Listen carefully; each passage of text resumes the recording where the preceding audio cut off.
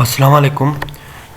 हमारी जो previous video थी उसमें हमने सिंपली ये जो क्वालिफ़िकेशन है ना उसका काम किया था। उसमें यानी हमने इंसर्ट, अपडेट, डिलीट और ये सब कुछ कर लिए था ना, और शो भी नीचे करवा लिए थे।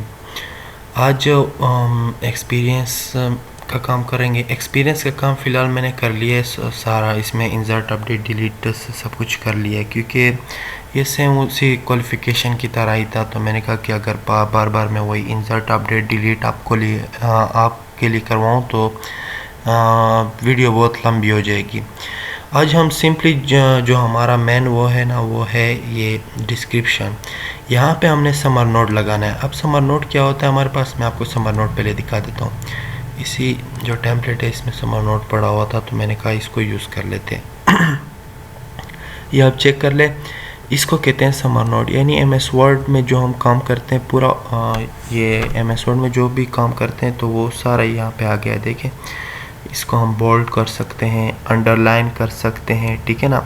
इसको हम कोई कलर दे सकते हैं, इसको हम राइट लेफ़्ट कर सकते हैं, इसको कोई डॉट दे सकते हैं, ठीक है ना। यानी जितने भी वो एम एस वर्ड के फंक्शन है वो सारे यहाँ पे हम एक्सेस कर सकते हैं।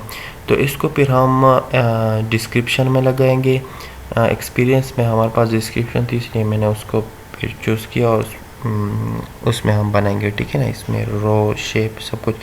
यहाँ पे हम इमेज भी सेलेक्ट कर सकते हैं। जो भी इमेज आपको सेलेक्ट करना है ना, सिंपली यहाँ से कॉपी कर लेना है और यहाँ से फिर सेलेक्ट कर लेना है, ठीक है ना। मैं इस तरह कर लेता हूँ। इसको आप ये फुल शेप में भी कर सकते हो। तो इसको आज हम यूज़ करेंगे, ठीक है ना, कि अपने प्रोजेक्ट में। तो सबसे पहले जिधर भी ये डिस्क्रिप्शन की जगह है ना, यहाँ पे हम इसको यूज़ करेंगे।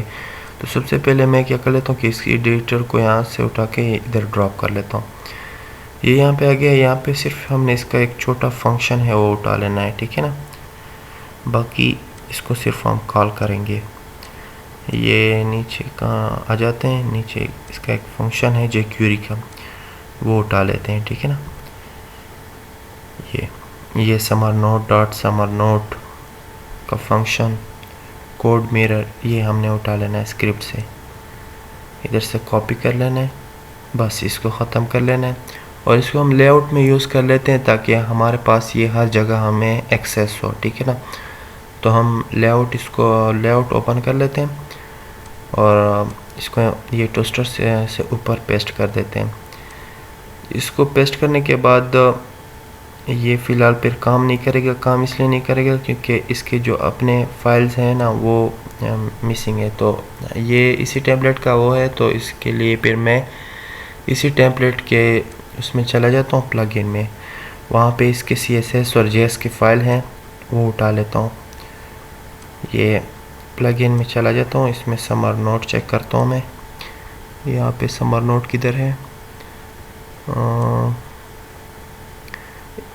समर नोट ये रहा, ठीक है ना। एक CSS का फाइल आपने उठा लेनी है, सॉरी, एक CSS यहाँ पे हेडर में डाल देना है, ठीक है ना। और एक JS की फ़ाइल नीचे हमने डालनी है, और जिधर हमारे पास जो ये कोड पड़ा हुआ है ना उसके ऊपर डाल लेना है, ठीक है ना। तो इसके ऊपर ये जो समर नोट का फंक्शन हमने अभी डाला है उसके ऊपर हमने डाल लेना है, ठीक है ना। यहाँ पे मैं डाल देता हूँ समर नोट, और ये जो फंक्शन है ना, जो इसका फाइल है वो डाल देते हैं। यहाँ पे जे इसकी फ़ाइल किधर है पड़ी हुई है इसकी, ये रहा, सॉरी। इसको सिंपली यहाँ से उठा के इधर ड्रॉप कर लेते हैं, ठीक है ना। बस अब हमने इसको कॉल किस तरह करना है, यानी इसको हमने, ये तो लेआउट में पड़ा है, इसको हमने इधर यूज़ करना है, ठीक है ना। इस एक्सपीरियंस के पेज में हमने इसको यहाँ पे यूज़ करना है। तो मैं सिंपली क्या कर लेता हूँ कि इसके व्यू में चला जाता हूँ, ठीक है ना। इसके व्यू में चला जाता हूँ, व्यू किधर है इसका, नीचे चला जाता हूँ, ये एक्सपीरियंस ये यहाँ पे हमारे पास डिस्क्रिप्शन जो आपको नज़र आ रहा है ना, ये इसको बाय आईडी हम कॉल कर लेते हैं, ठीक है ना। ये कॉल रेफरेंस के बाद जो डिस्क्रिप्शन आता है ना, ये इसकी आईडी होती है। तो हमने इसको बाय आईडी कॉल कर लिया है, ठीक है ना। समरनोड की जगह मैंने इसको कॉल कर लिया। अब सिंपली हमने इसको रन कर लेना है, ठीक है ना। बस आपका समरनोड का काम हो गया है, यानी समरनोड आपका लग गया है। अब इसको चेक करते हैं कि ये काम कर रहा है हमारे पास। तो आप चेक कर लें, ये अंडरलाइन हो रहा है, बोल्ड हो रहा है, ठीक है ना। इसमें ये सारे काम कर रहे हैं। इमेज आ रहा है हमारे पास, हाँ इमेज भी आ रहा है, लेकिन ये तकरीबन सबमिट नहीं होगा क्योंकि इसको प्रॉपर्टीज़ में हमने अलाउ नहीं किया कि ये HTML अलाउ करे। तो इसके मॉडल में चले जाते हैं, ठीक है ना। वहाँ पे इसके प्रॉपर्टी के ऊपर लिख लेते हैं कि अलाउ HTML, यानी ये हर किस्म की HTML को अलाउ करे।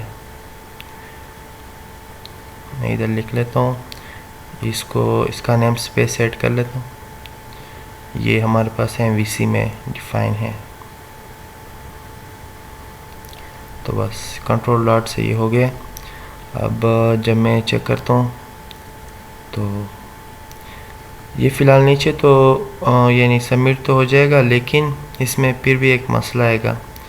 मसला ये होगा कि ये नीचे हमारे पास ख़राब शेप में आ जाएगा। देख लें, मैं आपको दिखा देता हूँ। फ़िलहाल हमने वैलिडेशन लगाए हैं तो सारे को फिल करना होगा, तभी ये नीचे आ पाएगा। तो ये मैं फिल कर लेता हूँ, एक्टिव हो जाएगा। ये वैलिडेशन मैंने आपको स्टेप बाय स्टेप बताया था। ये देखिए नीचे हमारे पास ये डेटा आ गया, लेकिन इमेज हमारे पास कुछ इस किस्म का आ रहा है, डेटा भी कुछ इस किस्म का।